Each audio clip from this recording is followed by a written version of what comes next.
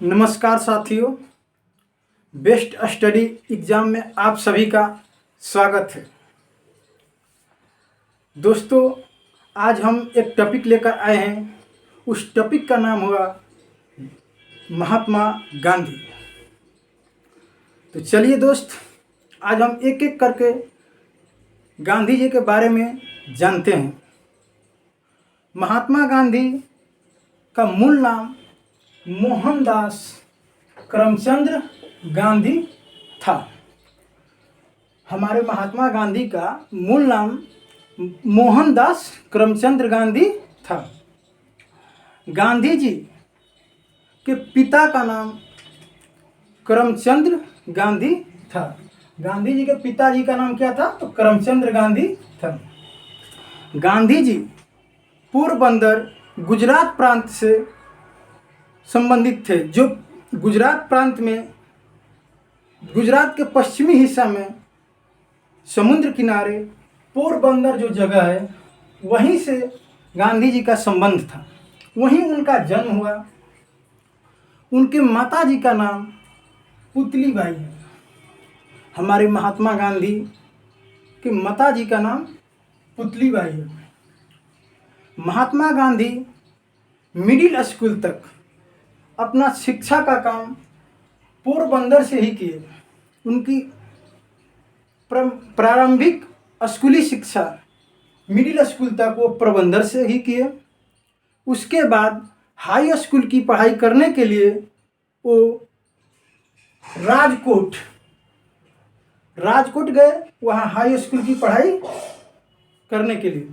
दोस्तों, महात्मा गांधी का बहुत कम एज में, मात्र 13 साल के उम्र में उनकी शादी कस्तूरबा गांधी से करा दी गई। महात्मा गांधी जो थे, उनकी शादी मात्र 13 वर्ष की अवस्था में कस्तूरबा गांधी से करा दी गई। इनसे महात्मा गांधी के 4 बच्चे हुए। चारों बच्चे में सबसे बड़े हरिलाल जी थे। उसके बाद मणिलाल गांधी थे, रामदास गांधी थे और देवदास गांधी थे। गांधी जी की जब शादी हुई, उसके 2 वर्ष बाद उनके पिताजी करमचंद गांधी जी इस दुनिया से चले गए। उसके बाद गांधी जी उच्च शिक्षा ग्रहण करने के लिए लंदन गए। तो 1888 ईस्वी में बैरिस्टर यानी कानून की पढ़ाई करने के लिए वो गांधी जी जो थे, वो कानून की पढ़ाई करने के लिए कहाँ गए? लंदन गए। लंदन में 3 साल तक रहे और बैरिस्टर कानून की डिग्री लिए। 3 साल तक रहे। 1891 ईस्वी में बैरिस्टर बनकर महात्मा गांधी वापस भारत आए। बैरिस्टर बनने के बाद वो अपना एक्सपीरियंस मुंबई में किए। उस समय बम्बई नाम था, लेकिन वहाँ उनको खास सफलता नहीं मिली। उसके बाद वो वापस राजकोट आ गए। वहीं पर कुछ दिन स्कूल में पढ़ाने का भी काम किए, लेकिन वहाँ भी बच्चों ने उनको रिजेक्ट कर दिया। तब महात्मा गांधी यहीं राजकोट में कुछ लोगों का अर्जी लिखा करते थे। उसी वक्त अब्दुल्ला सेठ एक व्यापारी थे। दक्षिण अफ्रीका में उनका व्यापार हुआ करता था। अब इस तरह तो दक्षिण अफ्रीका में भारतीयों को मजदूरों के रूप में ले जाया जाता था। यहाँ से ले जाकर वहाँ मजदूरी कराई जाती थी। लेकिन वहाँ पर अब्दुल्ला सेठ एक व्यापारी थे। इनके फैमिली वालों में कुछ झंझट हुई, मामला कोर्ट तक गया। जब कोर्ट तक मामला गया तो वो सारा इनका जो दस्तावेज था ज़मीन जायदाद का, वो गुजराती भाषा में था। वहाँ कोई गुजराती नहीं जानता था। दक्षिण अफ्रीका में जज को भी नहीं मालूम थी। तो अब्दुल्ला सेठ को एक ऐसे इंसान की ज़रूरत थी, एक ऐसे वकील की ज़रूरत थी जो गुजराती भाषा को अंग्रेजी भाषा में ट्रांसलेट कर जज के सामने प्रस्तुत करे। इसके लिए वो भारत आए और भारत में पता चला कि नए नए अभी ये जिनका नाम महात्मा गांधी हुआ वो लंदन से पढ़कर बैरिस्टर की डिग्री लेकर भारत आए हैं। तो अब्दुल्ला सेठ ने गांधी जी से बात किया कि देखिए आप चलिए मेरे साथ, मेरा एक मुकदमा है उसको लड़ने के लिए दक्षिण अफ्रीका। गांधी जी भी बस बैठे थे, चल निकले। वो दक्षिण अफ्रीका, गांधी जी दक्षिण अफ्रीका 1893 ईस्वी को अब्दुल्ला सेठ के साथ चले गए। वहाँ पर गांधी जी ने कुछ इम्पोर्टेंट चीज़ काम किए, जैसे कि उनके साथ कुछ घटनाएं घट गई। वो एक ट्रेन यात्रा कर रहे थे, उसी वक्त उनको एक श्वेत माने अंग्रेज उनके साथ बहुत गलत व्यवहार किया। वो फर्स्ट क्लास ट्रेन में, फर्स्ट क्लास कोच में यात्रा कर रहे थे, तो अंग्रेज ने बताया अरे तुम काले लोग इधर कहाँ से आ गए। वो लोग इनके साथ गलत व्यवहार कर ट्रेन से उतार दिए। उतारने के बाद महात्मा गांधी उतर नहीं रहे थे, वो बताए कि मेरे पास टिकट है, मैं तो फर्स्ट क्लास का ही टिकट लिया हूँ और मैं इसी से यात्रा करूँगा। लेकिन वहाँ उस कोच में बैठे और यात्रियों ने, अंग्रेज़ों ने उनको वापस ट्रेन से उतार दिया। उसके बाद गांधी जी को तभी सीख उनको अंदर से एक महसूस हुआ कि कितना यहाँ पर कितना रंग भेद, कितना मजबूती से यहाँ रंग भेद है, जो गोरे और काले में इतना फर्क है। गोरे लोग काले लोग के साथ जा नहीं सकते, रह नहीं सकते। तब गांधी जी ने यह निश्चय किया कि अब तो मैं यहाँ दक्षिण अफ्रीका ही रहूँगा। अभी फिलहाल मैं दक्षिण अफ्रीका रहूँगा और यहाँ के रंग भेद, जो भी रंग भेद है उसके साथ मैं लड़ूंगा और इसमें अहिंसक रूप से लड़ूंगा। उनका एक चीज़ और था, गांधी जी एक अहिंसक आदमी थे। वो कभी भी हिंसा नहीं करना चाहते थे, मार नहीं करना चाहते थे। वो हिंसक रूप से कोई भी काम वो हिंसक रूप से किया करते थे। अहिंसक का मतलब हुआ कि अब बिना मार काट किए आप एक शांति से अपना बात रखना। तो महात्मा गांधी ने कुछ इम्पोर्टेंट काम किए। वहाँ पर एक नटाल इंडिया कांग्रेस की स्थापना की। महात्मा गांधी दक्षिण अफ्रीका में नटाल इंडियन कांग्रेस की स्थापना 1894 ईस्वी में किए। उसके बाद एक पत्रिका गांधी जी ने निकाला था, वो 1903 ईस्वी में इंडियन ओपिनियन नामक एक साप्ताहिक पत्रिका उन्होंने निकाला। 1904 ईस्वी में फिनिक्स आश्रम, डरबन एक शहर है वहाँ पर दक्षिण अफ्रीका में, उसी डरबन शहर में कुछ दूर 100 एकड़ जमीन लेकर एक आश्रम की स्थापना की। उस आश्रम का नाम है फिनिक्स आश्रम। वहाँ पर रहा करते थे, सबके अर्जी सुना करते थे। जिसको भी भारतीय लोग को वहाँ दिक्कत होती थी वो गांधी जी के पास आते थे और बताते थे कि हमको ये दिक्कत है। तो यहीं से वो सारे चीज़ों को देखते थे। एक डेट यहाँ पर हम लिखना भूल गए हैं। 1906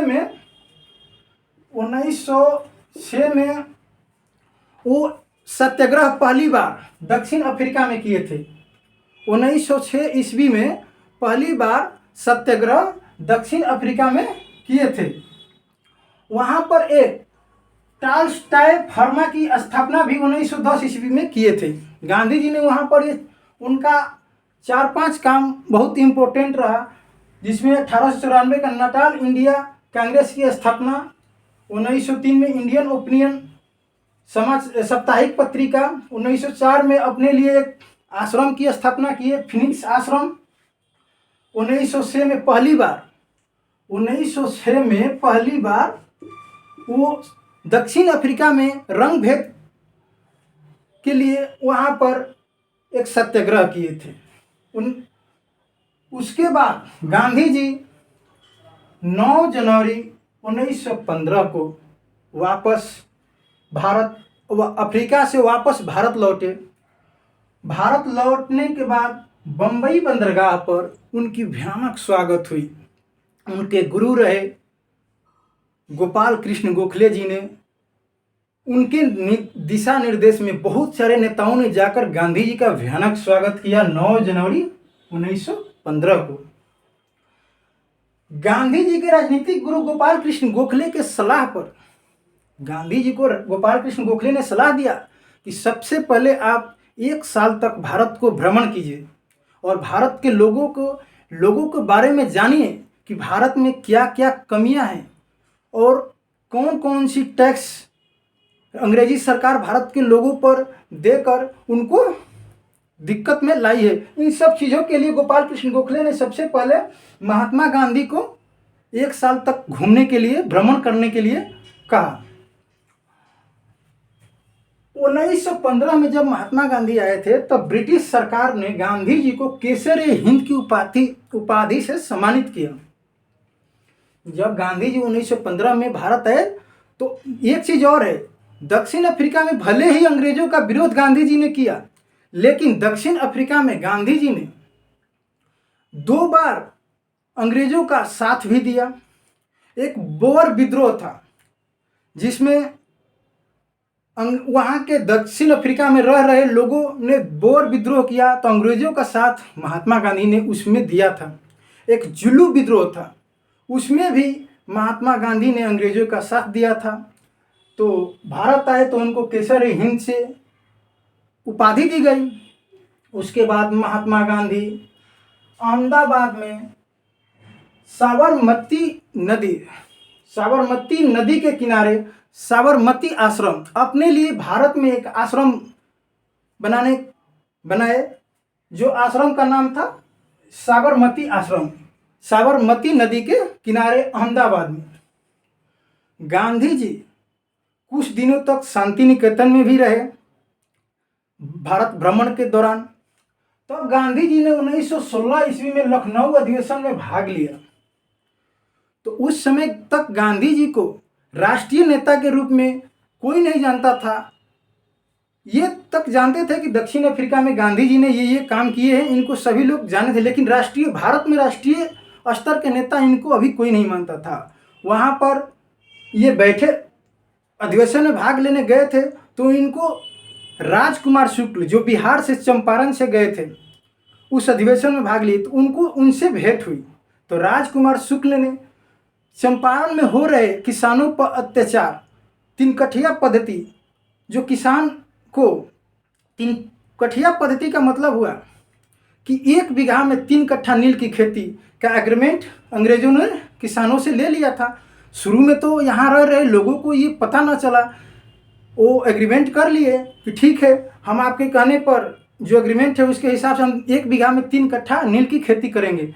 लेकिन ये पता किसानों को नहीं था कि उनकी ज़मीन एक बार जिस पर नील की खेती हो जाती है वो ज़मीन बंजर हो जाता है, अगली बार फिर जो बचा हुआ खेत है उसमें 3 कट्ठा उनको करना था। तो इससे बहुत ज़्यादा दिक्कत थी जनता को।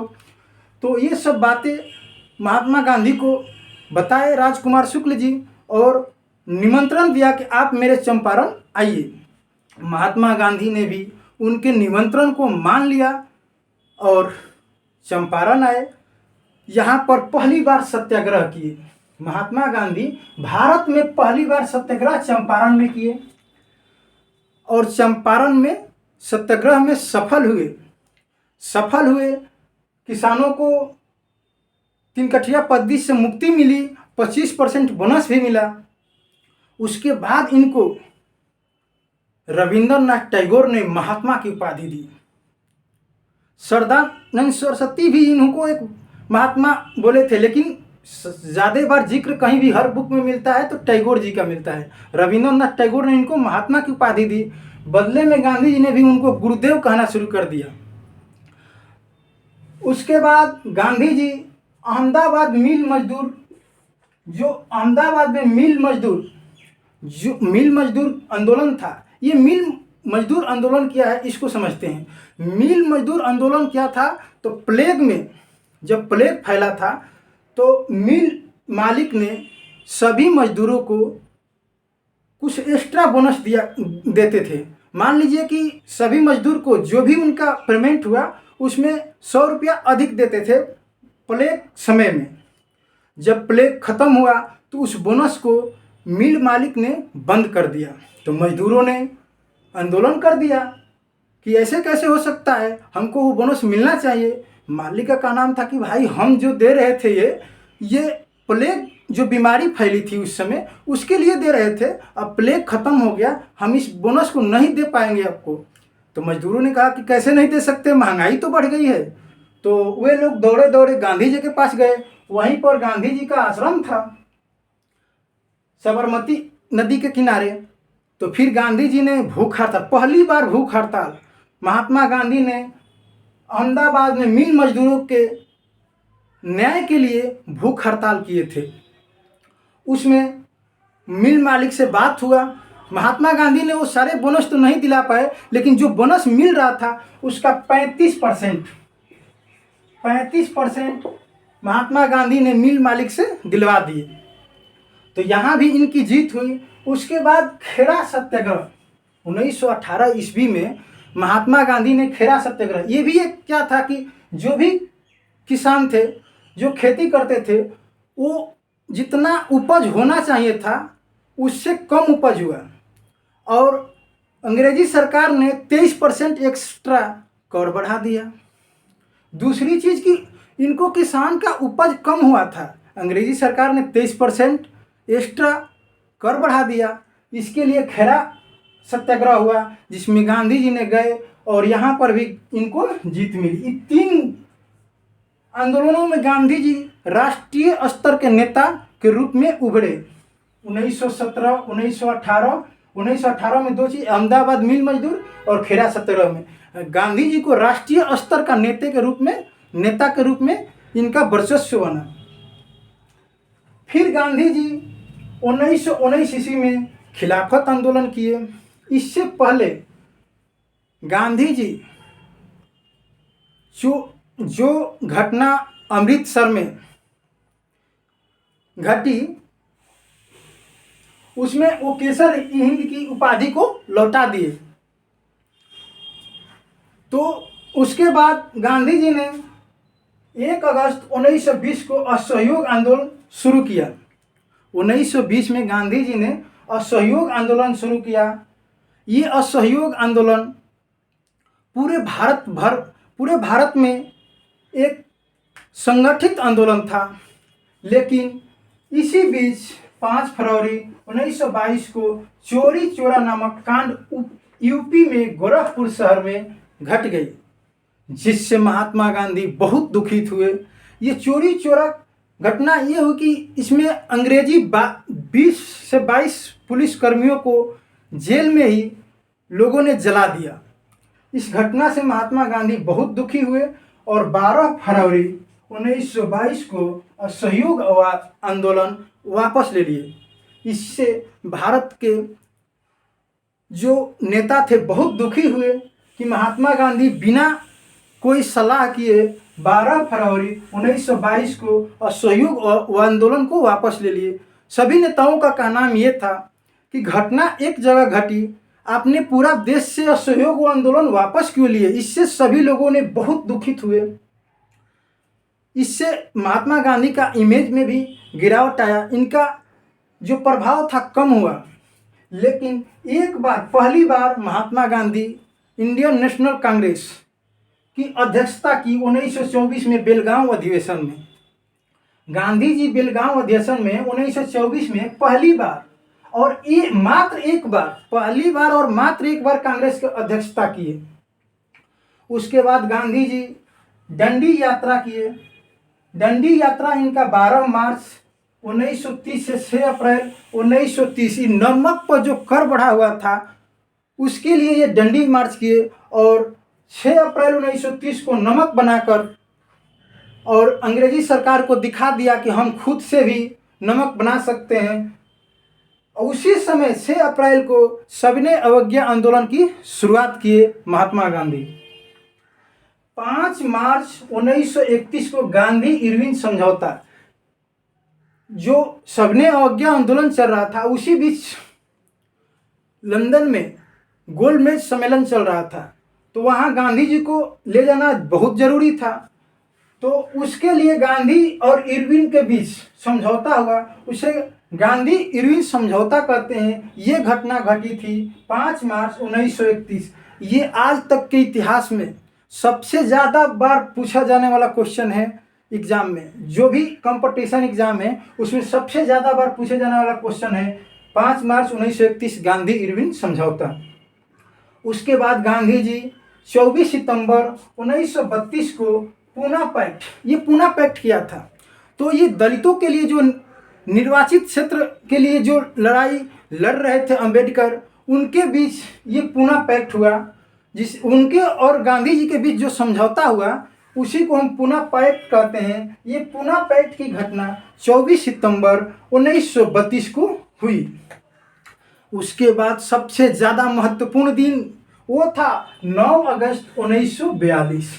इस दिन महात्मा गांधी ने भारत छोड़ो आंदोलन शुरू किया। इसमें अब गांधी जी ने एक नारा दिया, करो या मरो। अब हमको कैसे भी आज़ादी चाहिए हे भारत के लोग। अब तुम्हारे पास एक ही ऑप्शन है, या तो कुछ करो या तो मरो, लेकिन अब भारत की आज़ादी चाहिए। तो इसके लिए वो घोषणा किए 9 अगस्त 1942 को। उसके बाद भारत 15 अगस्त 1947 को आज़ाद हुआ, और कुछ ही दिन बाद 15 अगस्त को भारत आज़ाद हुआ और 47 में, और 30 जनवरी 1948 को महात्मा गांधी की हत्या कर दी गई नाथूराम गोडसे के द्वारा। इस सब चीज़ों के बारे में हम आगे के वीडियो में बताएंगे कि क्यों नाथूराम गोडसे ने हत्या किया महात्मा गांधी का। और ये बहुत दुखद घटना थी, एक महान नायक का हत्या भारत में हो जाना। तो मैं दोस्तों ये वीडियो इतना पर ही रखना चाहता हूँ, क्योंकि ये वीडियो बहुत बड़ा हो जाएगा और अपलोड करने में हम लोग को अभी थोड़ा दिक्कत होगी। इसलिए दोस्तों इस वीडियो को आप प्यार दीजिए, और जैसा भी वीडियो रहा इसका कमेंट ज़रूर कीजिएगा और बताइएगा हमको कि कितना अच्छा हम कर रहे हैं। इस पर आप अपना सुझाव ज़रूर दीजिएगा कमेंट के माध्यम से। थैंक यू दोस्त।